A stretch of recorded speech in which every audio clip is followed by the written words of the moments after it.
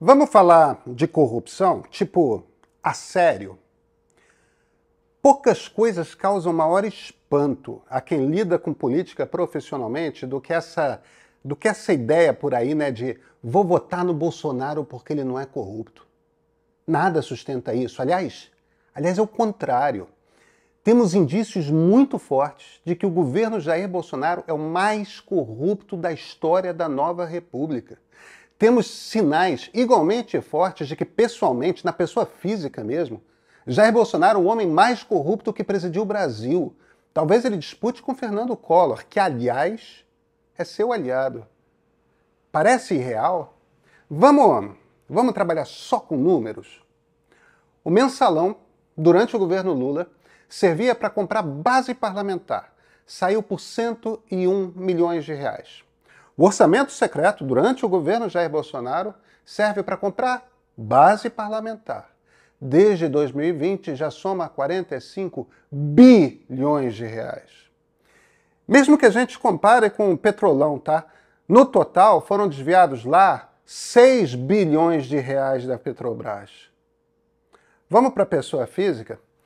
Lula é acusado de ter ganho 2 imóveis de empreiteiros, um sítio em Atibaia e um triplex no Guarujá. Bolsonaro e família compraram 107 imóveis, 51 deles com dinheiro vivo. Mala mesmo, sabe? Mala cheia de dinheiro. A gente sabe disso porque está no contrato de compra e venda, ali registrado no cartório, que as notas tiveram de ser contadas uma a uma. Foi o que mostrou a Juliana Dalpiva no UOL. Só uma das mansões compradas pelo clã Bolsonaro, uma delas, dá 2 vezes o valor do tal triplex do Guarujá. Vem cá, na boa, que tipo de gente compra imóvel em dinheiro vivo? E de onde vem o dinheiro para comprar tanta coisa? Do salário de deputado federal, estadual e vereador? Não, né? Mas que tipo de matemática faz as pessoas acharem que não tem corrupção nesse governo? Tem. E a corrupção barra pesada. E isso tudo porque a gente está falando só de números. Não estamos falando de outra coisa tão importante quanto. Quem foi o juiz do mensalão? Joaquim Barbosa, indicado para o Supremo pelo Lula. Lula indicou alguém para o Supremo para pegar leve com ele? Pois é, não fez. Quem foi o Procurador-Geral da República na Lava Jato? Rodrigo Janot, indicado por Dilma. Pegou leve? Já Bolsonaro, quando ele indica ministro do Supremo ou Procurador-Geral da República, qual é o critério? Proteger a família Bolsonaro. Bolsonaro não é só muito mais corrupto do que qualquer outro, com a possível exceção de Collor, como usa o seu poder para que nada seja investigado. Agora, ainda assim, vale a gente ter uma conversa séria sobre corrupção, sobre como funciona a nossa república. Você entende por que houve o mensalão? Por que há o orçamento secreto? Você compreende o que é o orçamento secreto? Vamos conversar? Eu sou Pedro Doria, editor do Meio. E você? Você conhece o Meio? Então assina o Meio Premium. É para que a gente consiga produzir jornalismo de qualidade como esse vídeo. E a live do Meio, que vai acontecer no domingo, dia 30. Assim que fecharem as urnas, eu e a equipe do Meio iremos analisar as eleições e tentar prever como será o Brasil depois delas. Por apenas R$10 por mês, você apoia o Meio e permite que a gente continue fazendo vídeos e textões, claro, textões, combatendo a desinformação e, claro, defendendo a democracia. E esse aqui, esse é o ponto de partida.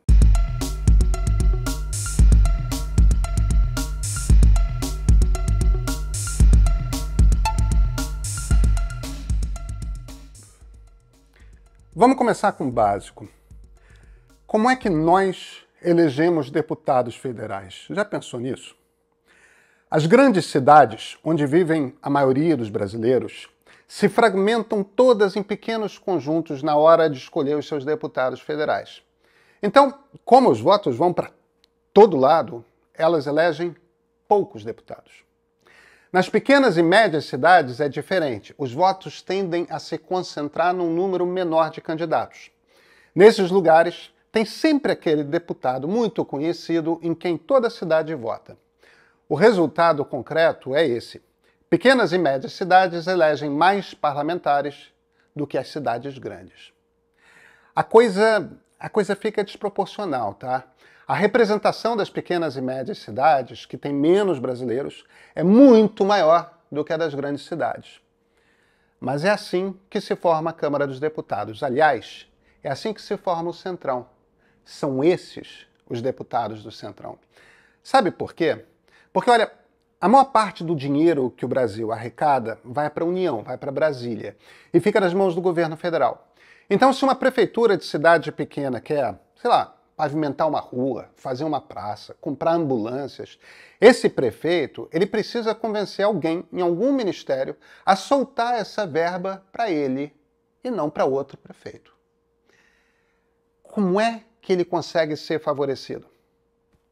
Pois bem, a principal tarefa dos deputados dessas cidades é virar um despachante.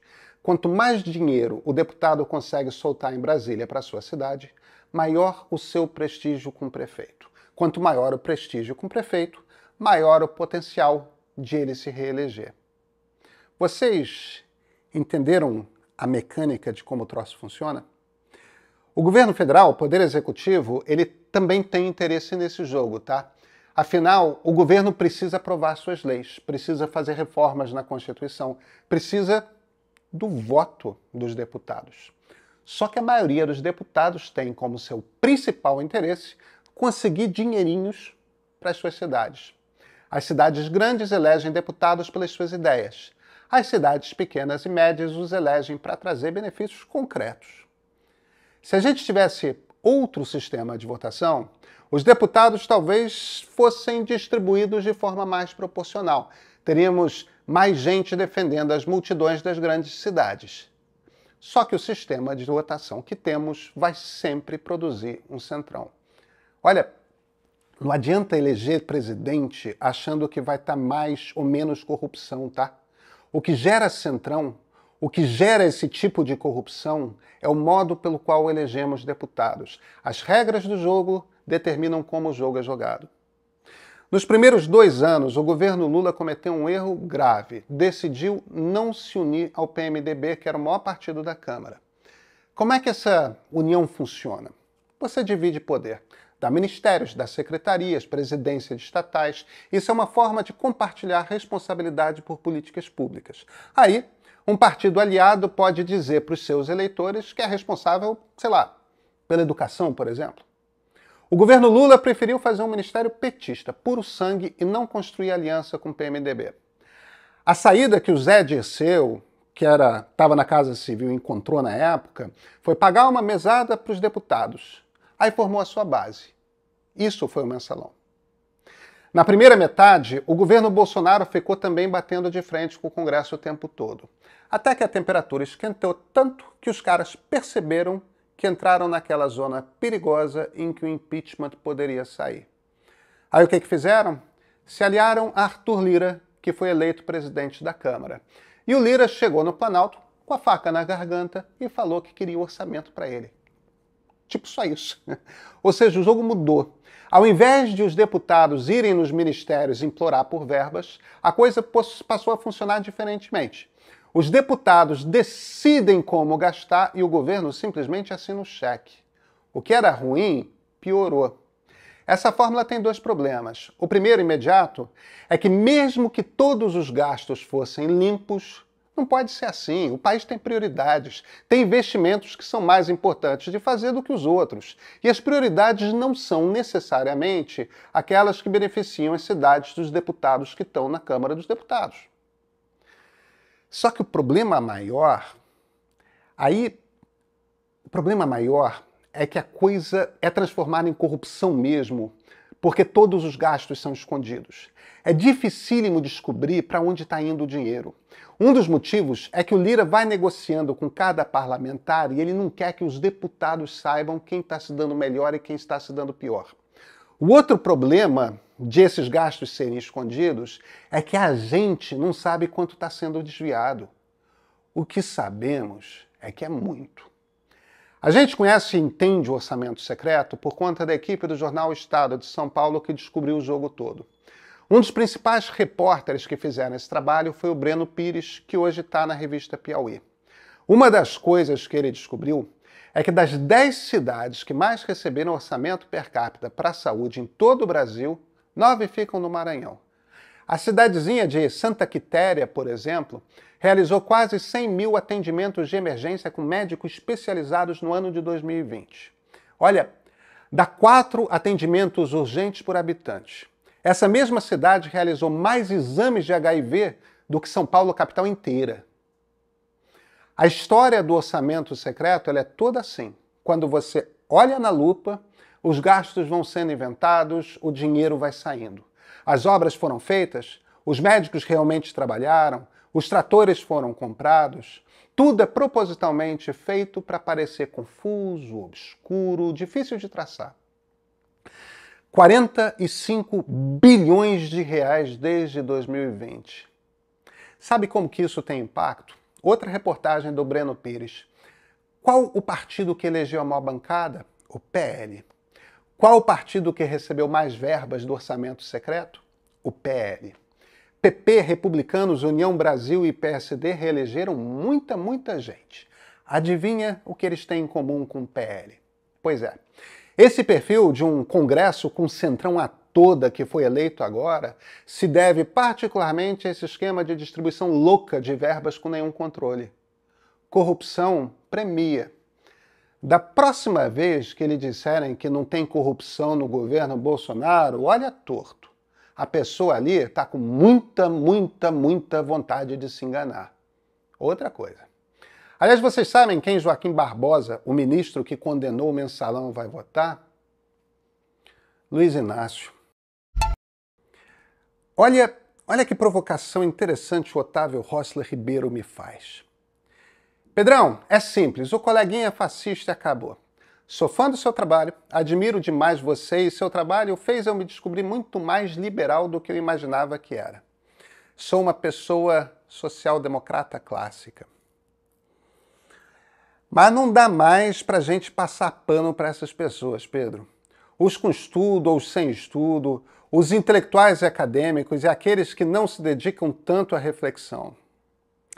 Todos sofremos com a necropolítica desse governo, com as brincadeiras em plena pandemia e com políticas públicas no campo da economia, muitas vezes irresponsáveis ou propositalmente violentas. Se depois de 4 anos desse governo, de 4 anos de alguém falando em fechar o STF, de 4 anos de violência institucional, a pessoa vota no Bolsonaro, ela é fascista sim. Abraço. Cara, eu não estou preparado para acreditar que metade da população brasileira é fascista. Eu acho que existe um fascismo sim. Eu não tenho dúvida de que Jair Bolsonaro é representante desse fascismo. Mas olha, se metade de nós somos fascistas, fecha a tampa, o país acabou, não tem mais jeito. A gente está fazendo eleição para quê? Entendeu? Vamos nos mudar, porque não é assim. Não... Voto é identidade. Principalmente nos tempos que a gente está vivendo hoje, voto é uma definição de como a pessoa se vê. A gente está num tempo muito tribal. Então, se você frequenta um clube, se você é de uma determinada cidade em que todo mundo é bolsonarista, não ser bolsonarista é dizer que você não faz parte daquele grupo. E nós andamos, nós humanos, com uma necessidade imensa de pertencermos a grupo. No momento, emocionalmente, não estar fazendo parte de grupo nenhum quer dizer uma sensação de exclusão imensa. A gente também está num tempo em que existe uma profunda solidão espalhada pelas cidades, né? Uma penca de pessoas sozinhas, trancadas em apartamentos, vendo televisão, streaming, jogando videogame e tudo mais, perdidas nos fóruns da internet e buscando o contato humano mínimo que consigam. Existem uma série de razões sociológicas, antropológicas, para a gente estar vivendo um tempo como esse. Mas identidade se tornou uma coisa muito forte. E o que o bolsonarismo oferece, fundamentalmente, é identidade.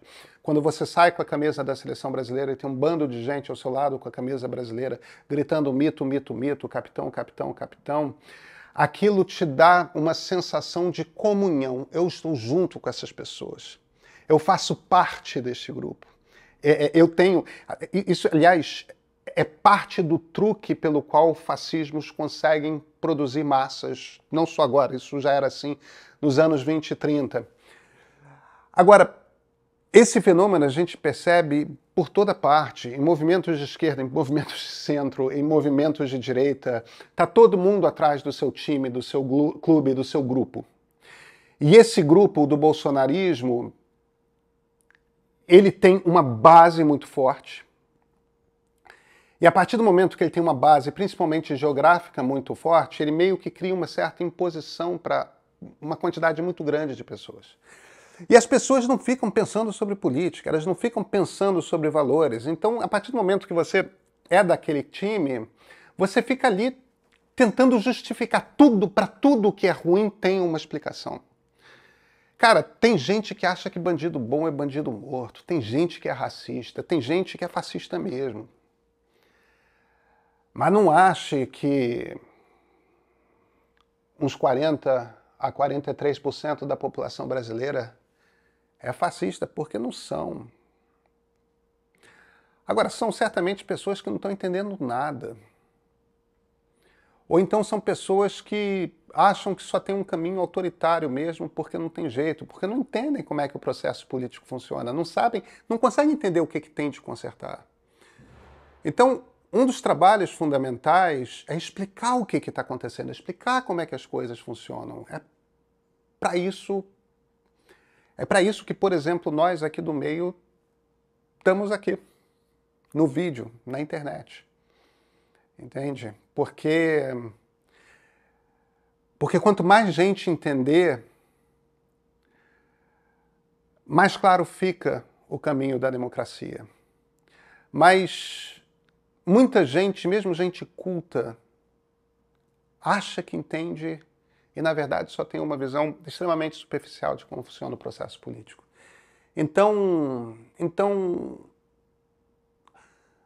não vamos chamar de fascismo o que às vezes é ignorância, não vamos chamar de fascismo o que às vezes é só um medo brutal de solidão.